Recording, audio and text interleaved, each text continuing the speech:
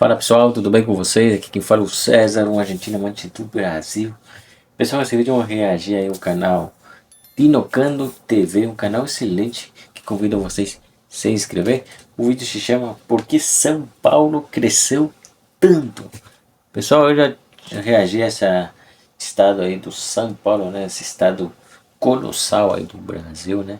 Não só em dimensões, porque tem estados mais grandes, né? Aí no Brasil, mas pela sua superpotência, né?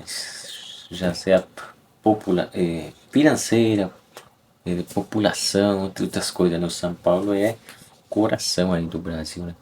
Bom, vamos reagir esse vídeo aqui do São Paulo, né? Que é um estado que ainda me deixa louco, né? Um estado gigante que não deixa de me surpreender, tá bom?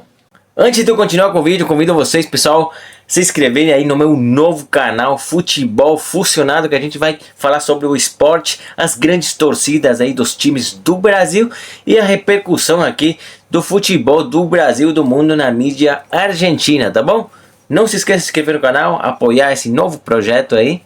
Tamo junto. Bora pro vídeo, pessoal.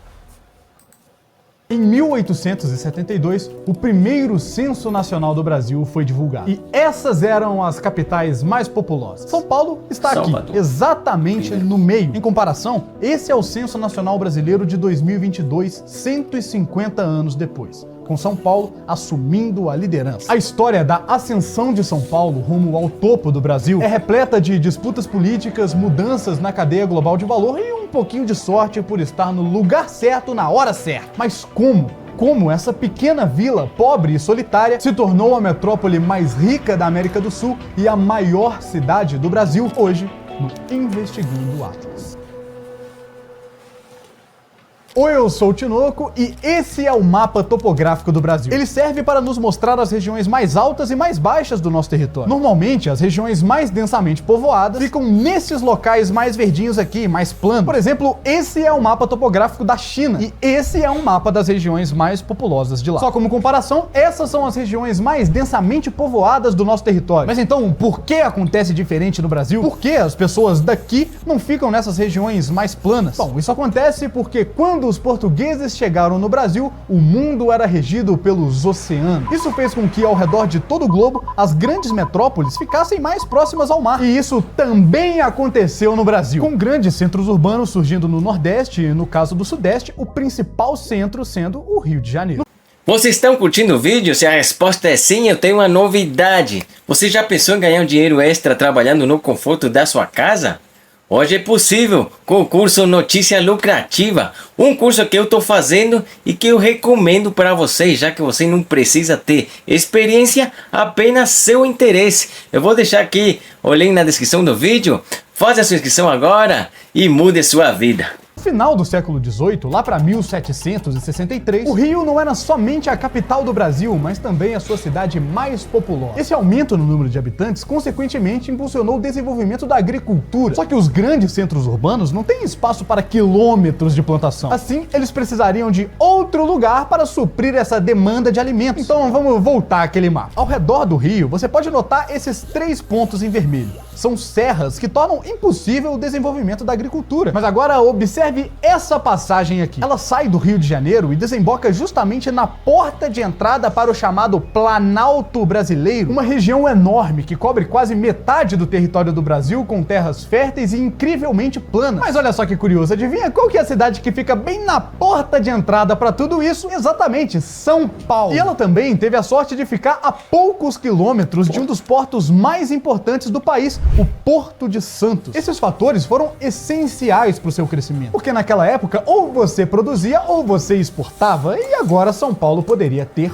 os dois. Ao longo da história, todas as grandes civilizações tinham um ponto em comum: um recurso essencial para o florescimento da vida, algo indispensável para o surgimento da humanidade: as águas de um rio. No Egito Antigo, o rio Nilo foi essencial para o desenvolvimento da civilização. Na Índia, o rio Ganges foi de extrema importância sociocultural para o florescimento do hinduísmo. E nos Estados Unidos, o rio Mississippi corta o território americano de ponta a ponta, o que facilitou o transporte e o crescimento do país. E isso também aconteceu com o rio Tietê, que impulsionou São Paulo rumo ao topo. São mais de 1.000 quilômetros que percorrem todo o estado de São Paulo, banhando 62 municípios no caminho até a sua foz no Rio Paraná, na divisa com o Mato Grosso do Sul. Esse rio gigante, ao contrário dos grandes rios do mundo, não corre em direção ao oceano, mas sim em direção ao interior do país, facilitando muito a vida daqueles que buscavam explorar nosso vasto território. Assim, a cidade começou a receber cada vez mais pessoas buscando uma vida nova, só que eles tiveram um problema. Nesse momento, a agricultura deixa de ser prioridade para o Brasil, que descobre algo bem mais valioso nas suas terras: as minas de ouro. E não somente esse mineral. Na verdade, foram descobertas diversas minas de carvão,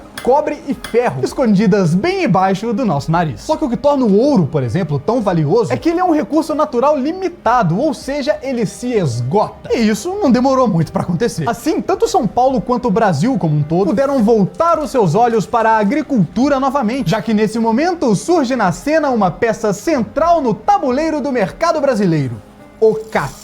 E aí São Paulo fica grandão. Primeiro ele começa a ser produzido no Vale do Paraíba. Depois ele começa a avançar pelo interior de São Paulo, principalmente em Campinas e em Ribeirão Preto. E quando o Império Brasileiro resolveu monopolizar o café, São Paulo se tornou o centro econômico do Brasil. De 1821 a 1830, o Brasil exportou cerca de 3 milhões de sacas de café. Na década de 60 foram 29 milhões. E em 1880 esse número foi para 51 milhões. No final do século, 70% de todas as exportações brasileiras eram de café. E o nosso país alçou ao topo da lista dos maiores produtores mundiais desse grão, mantendo esse posto até hoje. Mas o grande centro de... Eu não sabia que o Brasil é exportador, primeiro exportador de café de grão aí do mundo, cara.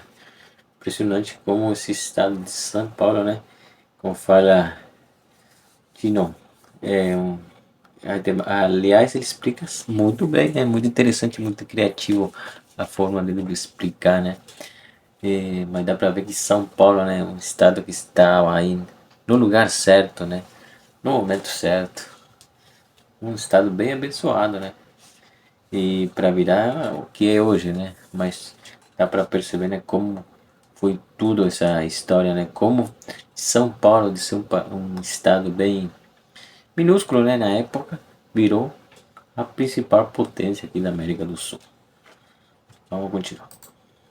Produção de café eram as cidades de Campinas e Ribeirão Preto, e a cidade de Santos que exportava esses produtos. Então por que São Paulo ganhou tanto destaque? Bom, no livro O Triunfo da Cidade, o economista Edward Glaser entende que as tecnologias de transporte sempre determinaram a urbanização de uma região. Ou seja, mesmo que São Paulo nem produza nem exporte o café, ela ainda era a ponte entre as cidades produtoras e exportadoras. E a grande sorte que São Paulo teve foi que no dia 26 de junho de 1852, a lei número 641 foi decretada. Essa lei concedia inúmeros benefícios a quem investisse na construção de ferrovias, como por exemplo o direito de desapropriar terrenos particulares, o fornecimento por parte do governo de madeiras e outros materiais e a isenção do imposto de importação de trilhos e tudo mais. Pouco tempo depois, em 1867, a estrada de ferro Santos-Jundiaí foi inaugurada, o que significa que o café que antes demorava de 3 a 4 semanas para chegar a seu destino, agora demoraria apenas alguns dias. O transporte mais rápido incentivou a produção, e agora São Paulo se via mais conectada do que nunca. Em 1877 nasce também a Estrada de Ferro do Norte, uma nova linha ligando a capital paulista ao Rio de Janeiro. Essa posição estratégica na porta de entrada do Planalto e a comunicação direta com o litoral fez de São Paulo uma rota obrigatória. E agora os principais bancos, empresas de seguro e toda a burocracia do mercado se instalaram aqui. Com o café gerando riqueza e as ferrovias instigando o seu desenvolvimento, São Paulo começou a se tornar um atrativo cada vez maior para algo que ainda estava faltando: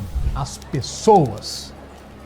Nessa época, ao redor de todo mundo, uma nova onda de mudanças impactou toda a estrutura socioeconômica: a abolição da escravidão. Literalmente, todos os países da América já tinham abolido o tráfico de escravizados. Mas o Brasil parecia resistir a isso, já que a mão de obra escrava era a base para a sua produção de café. Com diversos países ao redor do mundo seguindo essa linha, trazer novos escravizados para o Brasil se tornava cada vez mais caro. Assim, alguns produtores, ao invés de importarem escravizados, começaram a trazer imigrantes europeus para trabalhar em suas fazendas. De acordo com o Serviço de Colonização e Imigração, entre 1885 e 1939, entraram no estado de São Paulo mais de 2 milhões de imigrantes, sendo os italianos, os portugueses, os espanhóis e os japoneses os maiores grupos. Esses novos moradores desempenharam um papel fundamental para o desenvolvimento da cidade. Agora, com uma rica fonte de dinheiro, dezenas de estradas de ferro e milhões de pessoas para movimentar a economia, São Paulo se tornou o maior polo industrial do Brasil,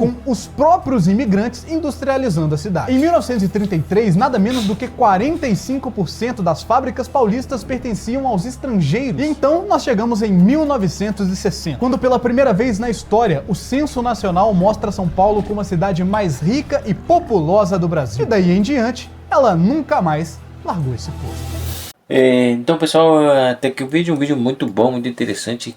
Dá para perceber, né, como São Paulo virou essa potência que é hoje, né, na atualidade, né, um estado, né, que ainda me deixa, como eu falei para vocês, louco, né, como esse estado, né, cresceu tanto, cara, tanto, né, e agora mais ou menos a gente conhece a história do porquê, porque ele cresceu tanto assim, né, e virou uma potência não só no Brasil, senão toda a América. Pessoal, então até aqui o vídeo, não se esqueça de se inscrever no canal, deixar seu like, compartilhar e comentar aí embaixo, tá bom? Um abraço, até o próximo vídeo.